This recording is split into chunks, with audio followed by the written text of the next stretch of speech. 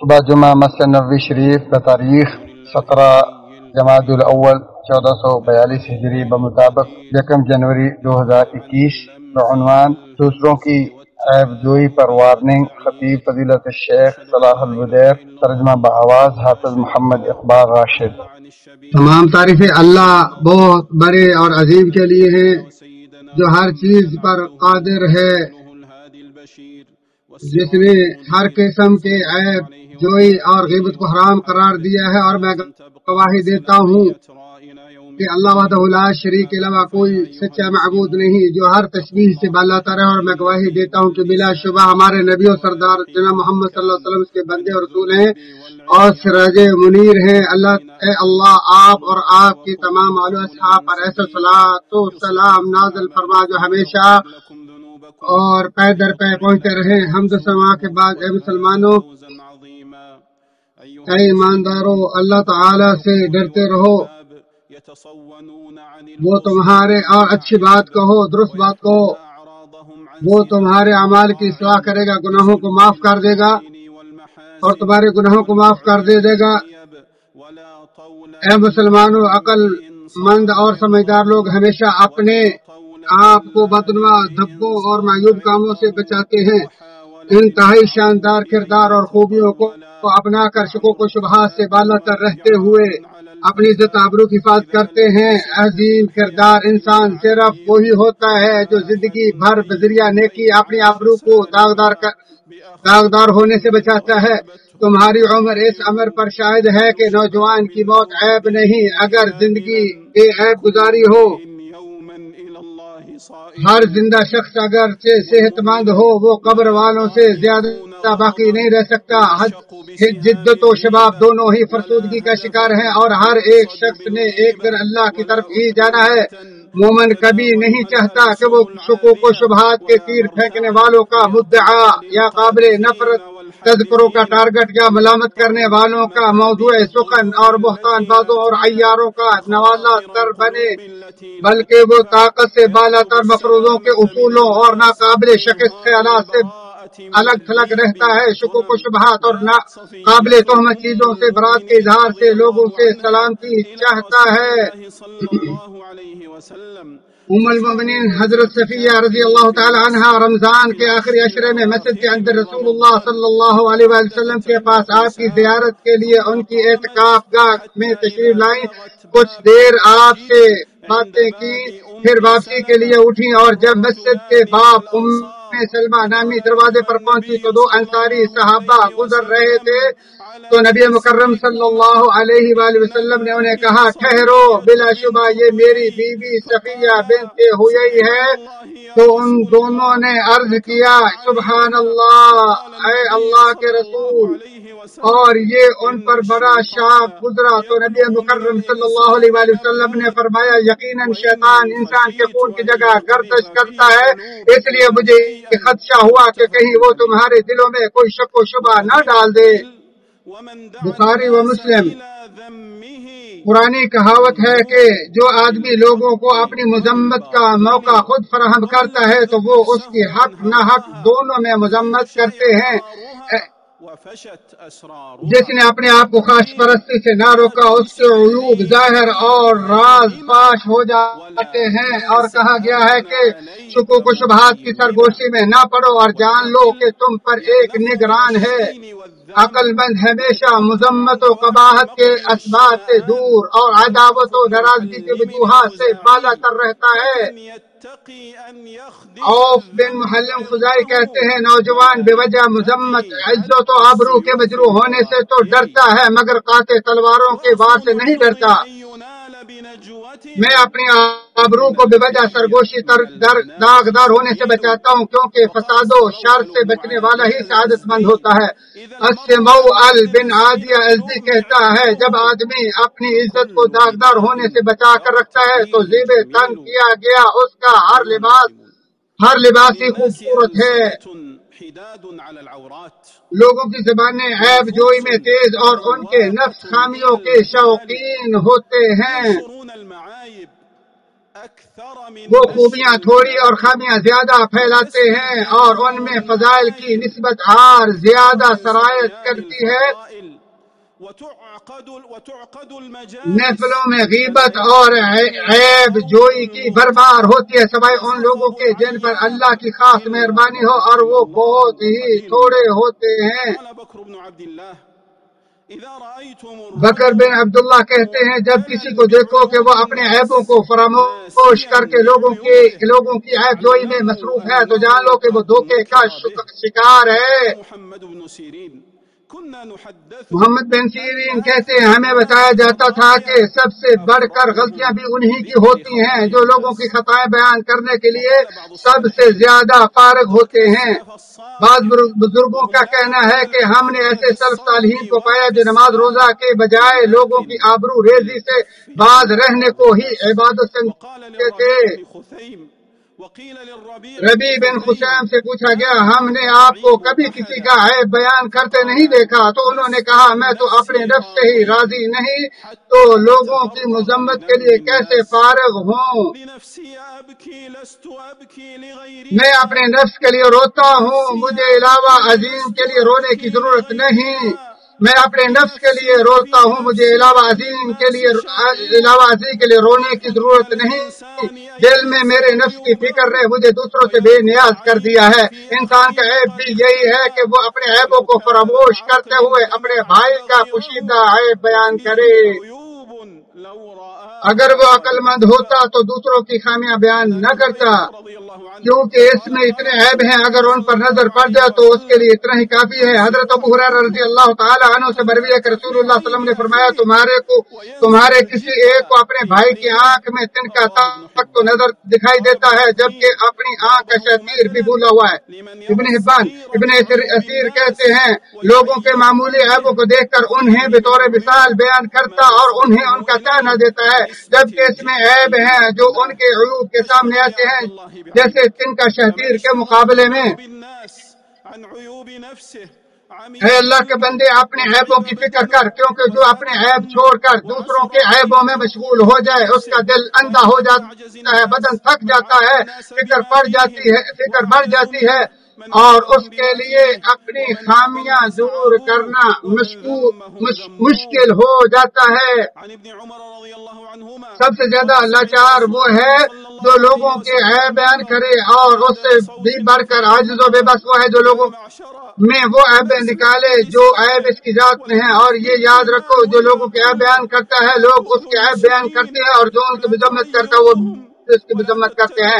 ابن عمر رضی اللہ عنہ سے مروی ہے کہ رسول اللہ صلی اللہ علیہ وسلم منبر پر تشریف لائے اور بابا سے بلند فرمایا، اے وہ لوگوں جو زبانی کلامی مسلمان ہوئے ہو اور جن کے دلوں میں ایمان کی رسائی نہیں ہوئی، مسلمانوں کو تکلیف نہ دو، ان کو طعنہ نہ دو اور نہ ہی ان کے عیب جوئی کرو، کیونکہ جو اپنے مسلمان بھائی کا عیب تلاش کرتا ہے اللہ تعالیٰ اس کے عیب تلاش کرتا ہے، اور جس کے عیبوں کے پیچھے اللہ پڑ گیا اسے وہ ذلیل و خوار کر دیتا ہے، خواہ وہ اپنے گھر کے اندر ہی کیوں نہ ہو۔ ترمذی شریف ہے، ان مسلمانوں کے بارے میں بدگمانی ممنوع ہے جن کی امانت و دیاری اور ظاہری پردہ داری معروف ہو۔ ارشاد باری تعالیٰ، بلا شبہ بعض بدگمانیاں گناہ ہیں، چنانچہ بدگمانی کی جسارت نہ کرو، حق و باطل میں دلائل کی روشنی میں فرق کرو اور تقوی و احتیاط کو ذہن نشین رکھو۔ کہا گیا ہے، گمان کرنے والا ہمیشہ شک میں مبتلا رہتا ہے، اگرچہ وہ حق بجانب وہی ہو۔ وہم و گمان، شکوک و شبہات اور وسوسوں کے چکر سے نکلو۔ اہل خانہ، اقربا اور دیگر لوگوں کو قائد نہ سمجھو، کیونکہ بے عیب کو عیبدار سمجھنے والا اور با اخلاق و با کمال میں خامی نکالنے والا انتہائی ظالم و بے انصاف ہوتا ہے۔ مسلمانوں، کبھی کبھی بے عیب لوگوں کو مذمت و ملامت کا سامنا کرنا پڑتا ہے، تو کبھی اسے برا کہا جاتا ہے جو برائی میں ملوث ہی نہ ہو، اور کبھی بے قصوروں پر بہتان بازی کی جاتی ہے، جبکہ بہتان باز کا شمار ظالموں میں ہوتا ہے۔ بڑی بر تہمت لگانے والا جھوٹ باندھنے والوں میں سے ایک ہوتا ہے۔ اسماء بنت یزید انصاری رضی اللہ عنہ سے مروی ہے کہ رسول اللہ صلی اللہ علیہ وسلم نے فرمایا، کیا میں تمہیں تمہارے شاندار لوگوں کے بارے میں نہ بتاؤں؟ تو انہوں نے کہا، ہاں کیوں نہیں؟ تو آپ نے فرمایا، تم میں سے شاندار وہ ہے کہ جن پر نظر پڑتے ہی اللہ کی یاد آ جائے۔ پھر فرمایا، کیا میں تمہیں تمہارے بدترین لوگوں کے بارے میں نہ بتاؤں؟ تو انہوں نے کہا، ہاں کیوں نہیں؟ تو آپ نے فرمایا، تمہارے بدترین لوگ وہ ہیں جو دوستوں میں بگاڑ پیدا کرتے، چغل خوری کرتے اور بے قصور دوسروں کو مصیبت میں مبتلا کرنا چاہتے ہیں. اسے احمد نے روایت کیا میں وہی ہوں جسے تم نے عیبدار کہا، حالانکہ اس میں عیبدانوں کے لیے کوئی عیب نہیں. البتہ جس پر جہالت اور کینہ پن غالب اور سوار ہو، اور جس کا کینہ کینے بغض اور عداوت سے بھرا ہو، غصے حسد اور حصول دنیا کے مقابلے کی آگ سے بھڑک رہا ہو، وہی اٹکل بے ایمانی، عیب لگانے، معیوب قرار دینے اور برائی کے ذریعے تہمت لگانا، نہ انصافی اور ظلم تہمت لگاتا، نہ انصافی اور ظلم کرتا اور رشتوں کو پامال کرتا ہے.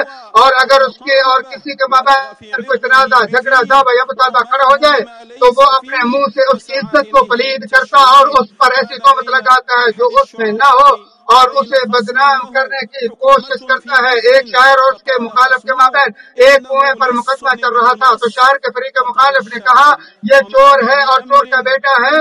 تو شاعر نے کہا اس نے مجھ پر ایسی تہمت لگائی ہے جس میں میں اور میرے والد دونوں بری تھے، اور محض کنویں کے حصول کے لیے اس نے مجھ پر بہتان لگا دیا. اس نے مجھے چوروں کا چور کہا، حالانکہ گزشتہ ساری زندگی میں میرے والد کو کسی دو آدمی نے چور نہیں کہا. ابو ہریرہ رضی اللہ تعالیٰ عنہ سے مروی ہے کہ رسول اللہ صلی اللہ علیہ وسلم نے فرمایا کسی آدمی کا کسی مسلمان کی بےعزتی میں نہ حق زبان درازی کرنا بڑے گناہوں میں سے ایک بڑا گناہ ہے، اور ایک گالی کے بدلے دو گالیاں دینا بھی بڑا گناہ ہے. ابو داؤد السبتان بالسبع، یعنی ایک گالی کے بدلے دو گالیاں دینا. اسامہ بن شریک رضی اللہ تعالیٰ عنہ سے مروی ہے، وہ کہتے میں نبی اکرم صلی اللہ علیہ وسلم کے ساتھ حج کے لیے نکلا، پس لوگ آپ کے پاس آتے سوال کرنے کے لیے. جب کوئی کہتا ہے اللہ کے رسول میں نے طواف سے پہلے صحیح کر لی یا کسی چیز کو مقدم یا کسی کو مؤخر کر دیا، تو آپ فرماتے کوئی حرج نہیں، کوئی حرج نہیں، حرج صرف اسی پر ہے جس نے کسی مسلمان کی عزت پامال کی اور وہ ظالم ہو، سو یہی وہ شخص ہے جو حرج میں پڑا اور ہلاک ہوا. ابو داؤد جو کسی کے مقام و مرتبے اور قدر و منزلت کی بے قدری کرے اور لوگوں کی بے حرمتی کرے، وہی انتہائی قابل نفرت اور برا شخص ہے. حاسد و خود پسند شخص دوسروں کی عظمت و شان سے ہمیشہ بیگانہ ہوتا ہے، جبکہ لوگوں کو چھوٹا سمجھنے والا گھٹیا اور ان کو کم تر سمجھنے والا ہی حقیر ہوتا ہے. در حقیقت اندھا وہی ہوتا ہے جسے اپنا حق دکھائی دے اور دوسروں کا حق اور مقام نظر نہ آئے.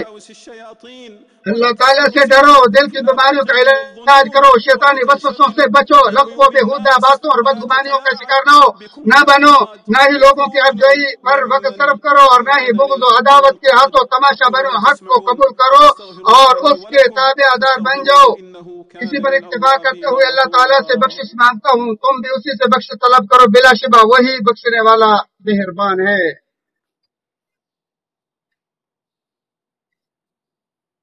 الحمد لله آوى من إلى لطفه أوى وأشهد أن لا إله إلا الله وحده لا شريك له. تمام تعریف اللہ کے لیے ہیں جو پناہ دینوں کو پناہ دینے والا ہے، اور میں گواہی دیتا ہوں کہ اللہ وحدہ لا شریک کے علاوہ کوئی سچا معبود نہیں، جو لا علاج کو بھی اپنے فضل و کرم سے شفا کر دینے والا ہے.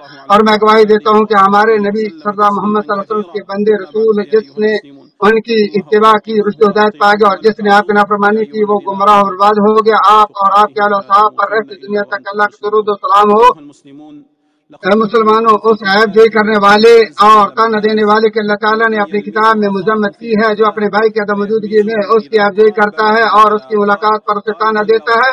ارشاد باری تعالیٰ بڑی خرابی ہے ہر ایسے شخص کی جو عیب ٹٹولنے والا، غیبت کرنے والا ہو. کہا گیا ہے کہ ہمزہ یعنی وہ جو آدمی کے سامنے غیبت کرے اور تانا دے، اور لمزہ سے مراد وہ ہے جو عدم موجودگی میں اس کی پیٹھ کے پیچھے اس کی غیبت کرے. زیادہ الاعجم کہتا ہے میرے سامنے ہو تو جھوٹ بول کر میری محبت کے قریب ہوتے ہو اور میری عدم موجودگی میں عیب جوئی اور غیبت کرتے ہو. قتادہ و مجاہد کہتے ہیں ممزہ لوگوں کو تانا دینا، جبکہ لمزہ سے مراد ان کے نسب میں تانا دینا ہے. ابن زید کہتا ہے حامد ہاتھ سے لوگوں کو چوکا لگانا اور مارنا، جبکہ لمزہ سے مراد لوگوں کو زبان سے تانا مارنا ہے. اے مسلمانوں، جاسوسی کرنا، امانت رکھے گئے رازوں اور پوشیدہ باتوں کو فاش کرنا ذلت و رسوائی اور قابل نفرت موجودگی ہے۔